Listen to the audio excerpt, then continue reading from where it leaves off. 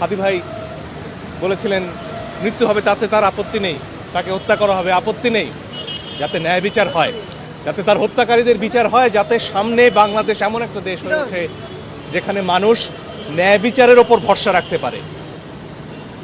ওসমান হাদি তার জীবনের শেষ দিনগুলোতে মানুষের কাছে দাঁড়ে দাঁড়ে যাচ্ছিলেন ভোটের জন্য।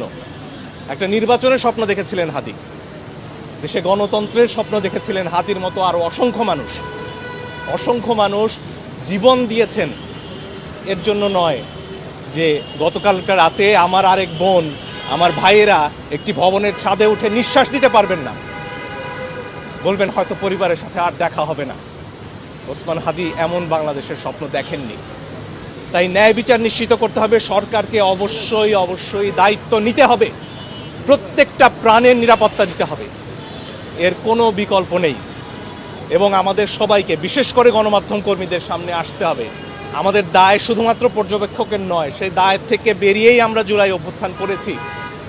এবং এরপরেও যখন যেখানে মানুষকে হত্যার আয়োজন করা হবে ক্ষুদ্র স্বার্থসিদ্ধির জন্য, সেখানে আমাদেরকে শুধু পর্যবেক্ষকের ভূমিকায় নয়, আমাদেরকেও রুখে দাঁড়াতে হবে।